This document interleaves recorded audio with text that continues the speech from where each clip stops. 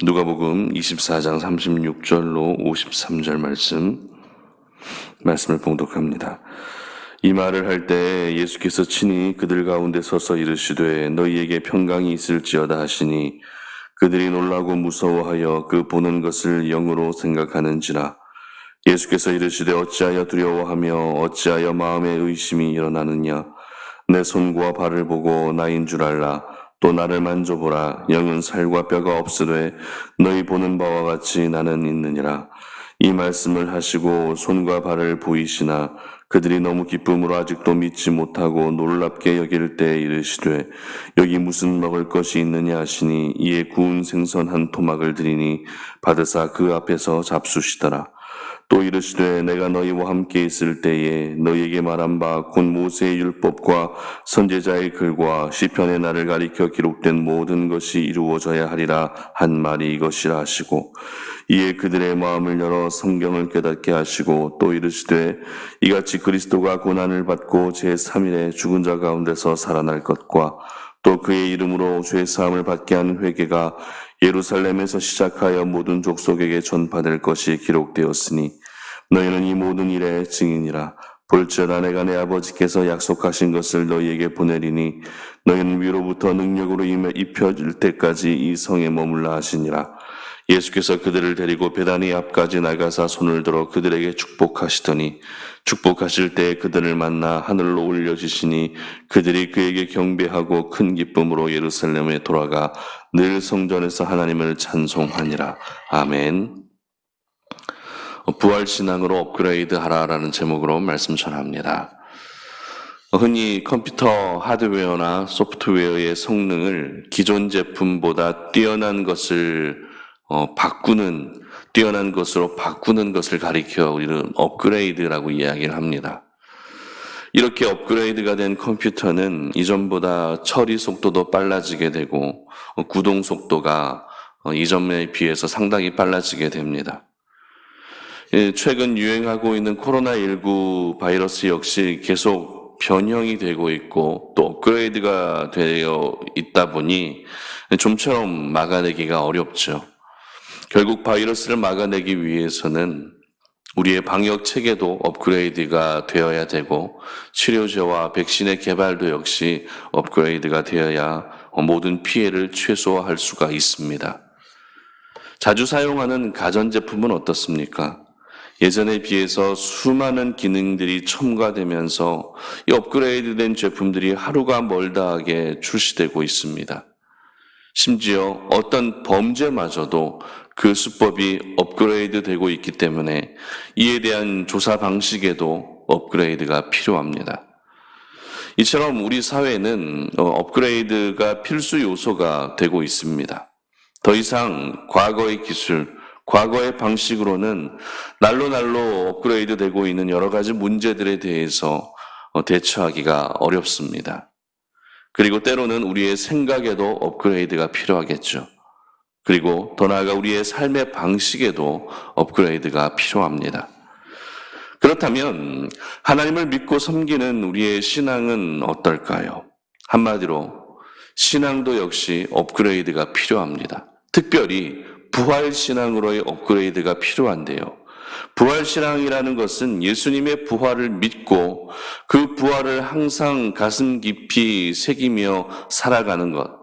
항상 그 부활신앙을 우리가 의식하며 살아가는 것이 바로 부활신앙의 핵심입니다.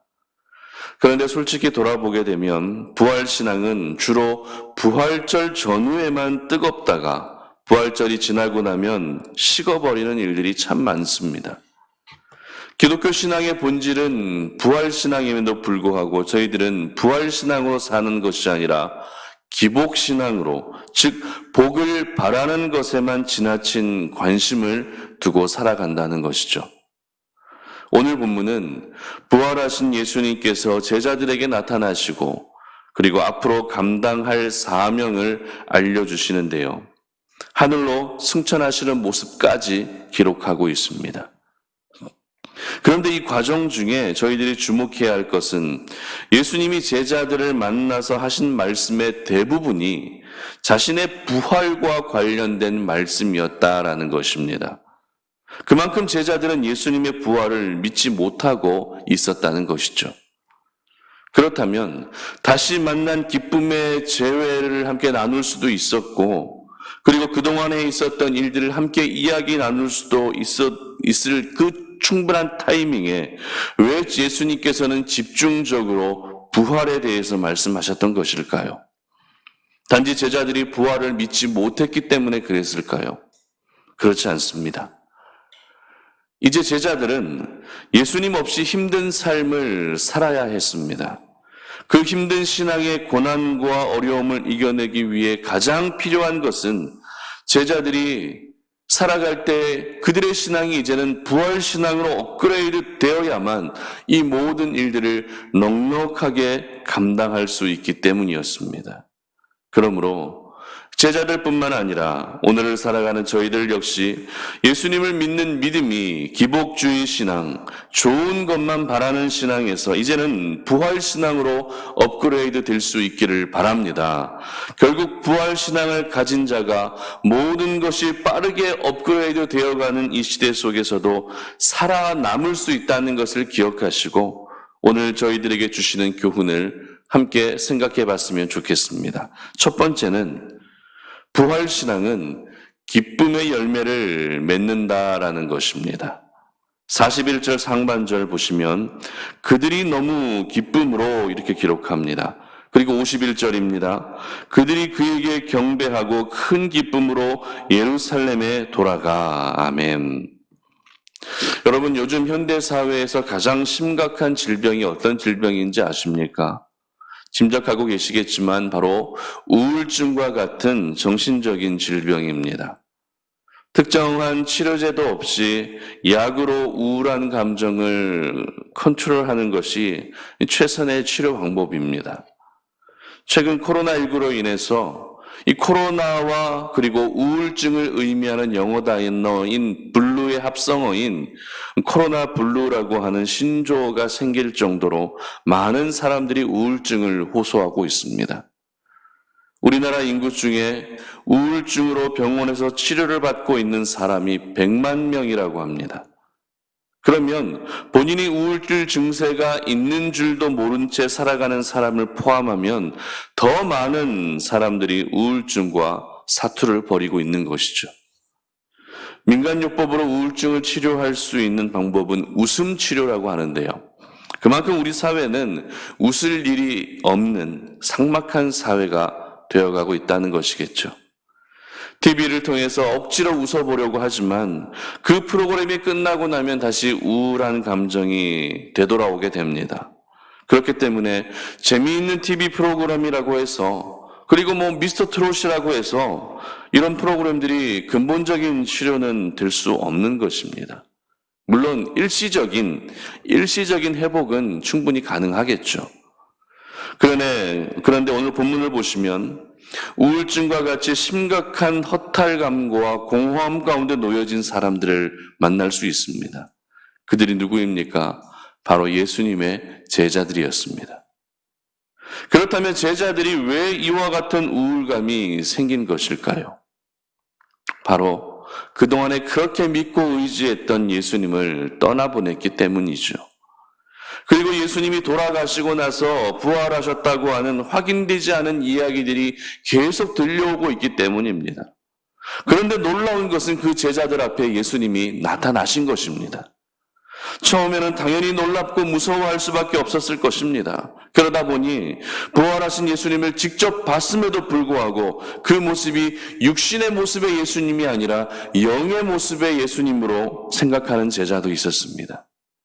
그러나 예수님이 직접 손과 발을 보여주시며 부활했다는 것을 말씀해 주시고 그리고 구약에서 예언된 말씀을 전해 주실 때 제자들에게 한 가지 특이한 현상이 찾아오게 됩니다. 그 현상이란 무엇입니까? 그들에게 기쁨이 회복되었다라는 것입니다. 조금 전에 부활하신 예수님을 만나기 전까지만 해도 우울감과 공허함과 허탈감들이 가득했지만 부활하신 예수님을 만나는 그 순간 모든 우울감은 사라지고 너무 기뻐하고 있는 제자들의 모습을 우리는 발견하게 되는 것이죠. 뿐만 아닙니다. 예수님이 하늘로 올라가실 때에는 그 모습을 보시며 제자들은 어떻게 반응합니까? 큰 기쁨으로 예루살렘으로 돌아가게 됩니다. 비록 예수님이 하늘로 올라가셔서 이제는 더 이상 예수님을 만날 수 없게 되었지만 그들에게는 예수님의 부활이 정확한 팩트라는 것이 입증되었기 때문에 예수님과 다시 헤어지는 그 순간이 슬픈 것이 아니라 그저 기쁠 수밖에 없었던 것이죠. 이처럼 부활신앙의 그 파워, 영향력은 대단한 것입니다. 우울감에 사로잡혀 있던 이들에게 기쁨을 회복시켜주고 절망과 낙심 가운데 있는 이들에게 기쁨을 다시 가져다 줄 수 있는 것은 세상의 돈도 아닙니다. 쾌락도 아닙니다. 바로 부활신앙인 줄 믿으시기를 바랍니다. 그러므로 저희들은 오늘 이 아침에 하나님이 주신 말씀을 통해 우리의 신앙이 부활신앙으로 업그레이드 될 수 있어야 합니다.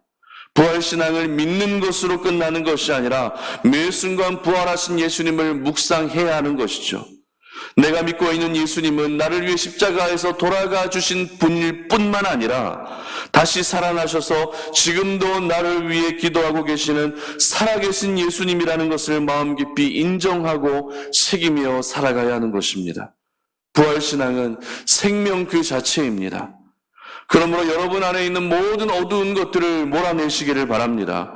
부정적이고 음침하고 사망과도 같은 모든 요소들을 끊어버리시고 이제는 생명으로, 긍정으로, 밝은 것으로 채워 나가시기를 바랍니다.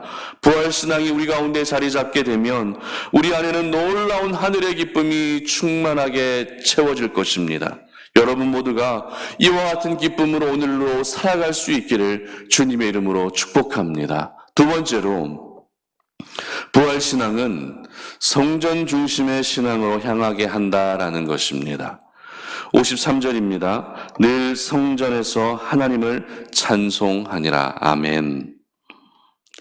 코로나19가 가지고 온 기독교 안에서의 피해를 보게 되면 모여서 예배를 자유롭게 드리지 못하는 것이라 할 수 있을 것 같습니다.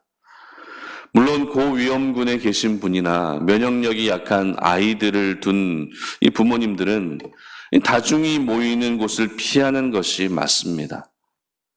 하지만 도대체 언제까지 이렇게 해야 하는가라는 것이죠. 혹자는 올해는 이 상태로 계속 지속될 것이다. 최소한 2, 3년 동안은 이렇게 지내야 한다라고 전망하는 분들도 있습니다. 그렇다면 하나님의 사람들은 어떻게 해야 하는 것일까요? 시대가 이렇기 때문에 그저 시대에 순응하면서 조심하는 게 최고지라는 생각으로 이 온라인 예배를 드리면서 믿음을 지켜나가야 하는 것일까요? 물론 그것이 선택의 여지가 없는 상황에서는 최선의 방법일 수는 있습니다. 그러나 우리 오늘 이 아침에 한번 솔직해져 봤으면 좋겠습니다. 온라인 예배를 몇 달 동안 계속 드리면서 과연 온라인 예배가 집중이 잘 되시던가요? 온라인 예배를 통해 하나님과 영적 소통이 잘 이루어지셨습니까? 온라인 예배를 통해 하나님의 임재가 강력하게 경험되고 느껴지셨습니까? 그렇지 않다라고 대답하시는 분들이 상당히 많을 것입니다. 그러면 어떻게 하는 것이 코로나가 만연한 이 시대에 하나님의 사람들이 믿음을 지켜낼 수 있는 길일까요? 먼저는 오늘 말씀의 제목처럼 우리의 신앙을 부활신앙으로 업그레이드 해야 합니다. 그리고 그 부활신앙은 더 나아가 성전 중심의 신앙으로 향하게 해야 한다라는 것이죠. 오늘 제자들은 부활하신 예수님을 만나고 나서 기쁨이 회복되었습니다. 그리고 그들이 향했던 곳이 어디입니까? 바로 예루살렘이었습니다. 예루살렘 성전으로 그들은 향하고 있었습니다. 사실 이제 예수님이 돌아가시고 나면 그리스도인들을 향한 엄청난 핍박과 고난이 예고되었기 때문에 성전으로 간다는 것은 죽으러 간다는 이야기였습니다. 그렇지만 제자들은 그것을 두려워하지 않고 예루살렘으로 향합니다. 성전으로 향합니다. 그리고 그곳에서 어떻게 합니까? 늘 하나님을 찬송하는 성전 중심의 신앙을 확고하게 세우게 됩니다. 그리고 이와 같은 성전 중심의 신앙은 초대교회의 기둥과 같은 밑거름이 되었고, 더 나아가 세계를 이끌어가는 영향력 있는 유대인들을 만들었던 것입니다. 그러므로 저희들 역시 오늘 이 아침에 성전 중심의 신앙을 회복할 수 있어야 합니다. 유대인들만 성전 중심의 신앙이 필요한 것이 아니라 오늘날 모든 하나님의 사람들에게 필요한 것은 성전 중심의 신앙입니다. 그런데 성전 중심의 신앙이라는 것은 형식적으로 교회에 모이는 것이 결코 아닙니다. 형식적으로 교회에 모인다고 해서 그것이 성전 중심의 신앙이라 말할 수는 없는 것이죠. 모일 수 있을 때는 사모하는 마음으로 모여서 함께 예배하고, 그럴 수 없을 때는 자신의 자리에서 그 마음과 생각을 성전을 향해 전심으로 예배하는 것이 바로 성전 중심의 신앙인 것입니다. 시편 5편 7절은 이렇게 고백합니다. 오직 나는 주의 풍성한 사랑을 힘입어 주의 집에 들어가 주를 경외함으로 성전을 향하여 예배하리이다. 아멘. 다윗의 고백인데요. 다윗이 누구입니까? 예배자입니다. 예배에 성공한 하나님의 사람입니다. 그리고 다윗이 어디 성전에서만 예배했습니까? 아닙니다. 대적들에게 쫓겨다닐 때 광야에서도 홀로 예배했습니다. 공허한 시절을 보내고 있을 때에도 자신의 자리에서 변함없이 예배했던 사람이 바로 다윗이었습니다. 다윗은 그야말로 성전 중심의 신앙을 가진 사람이었던 것이죠. 그러므로 우리 송탄 올인의 모든 가족들 역시 성전 중심의 신앙을 가질 수 있기를 바랍니다. 예배의 장소보다 중요한 것은 성전을 향하고 있는 우리의 마음입니다. 그러므로 언제나 그 중심이 성전을 향하여 하나님을 예배할 때 여러분이 예배하는 모든 현장이 하나님의 임재가 넘쳐나는 현장이 될 줄 믿으시기를 바랍니다. 그리고 이러한 성전 중심의 신앙은 바로 부활신앙에서 온다는 것을 기억하시기를 바랍니다. 그래서 여러분 모두가 부활신앙으로 승리하실 수 있기를 주님의 이름으로 축복합니다. 말씀을 맺겠습니다. 10년 전의 믿음이든 30년 전의 믿음이든 모든 믿음에는 반드시 업그레이드 과정이 필요합니다. 그 업그레이드란 바로 부활신앙으로의 업그레이드입니다. 지금까지 제자들은 부활신앙과는 전혀 상관없는 삶을 살았습니다. 사실 부활을 믿지 못했던 것이죠. 예수님이 공생의 기간 가운데 그렇게 부활에 대해서 말씀하셨지만 그들은 그 부활에 대한 이야기들을 귀담아 듣지 않았습니다. 믿지 못했습니다. 그러나 부활하신 예수님을 직접 만나고 나니 이제는 없던 부활신앙이 생기게 된 것이죠. 그들의 믿음이 부활신앙으로 자연스럽게 업그레이드 될 수밖에 없었던 것입니다. 부활신앙으로 업그레이드 되게 되면 기쁨의 열매가 맺히게 되는 것입니다. 그리고 부활신앙은 성전 중심의 신앙으로 향하게 되는 것입니다. 그러므로 여러분 모두가 십자가에서 죽으신 예수님만 믿는 것이 아니라 십자가에서 죽으시고 다시 살아나셔서 하나님 우편에 앉아 계신 예수님을 고백하고 신뢰할 수 있기를 바랍니다.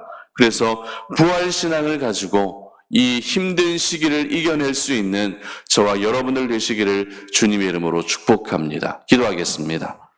하나님 아버지 감사합니다. 오늘 이 아침에 우리가 주의 말씀을 기억하며 그 말씀에 의지하여 세상 가운데로 나아가 오늘도 하나님의 사람으로 살아가고자 합니다.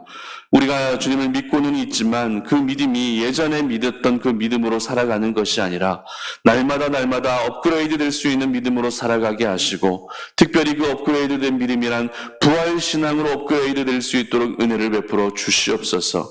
그래서 저희들의 모습을 통해서 하나님의 모습이 항상 비춰질 수 있도록 도와주시고, 부활신앙을 통해 잃어버렸던 기쁨이 회복되게 하시며, 부활신앙을 통해 성전 중심의 신앙을 가질 수 있는 저희 모두가 되게 하여 주시옵소서.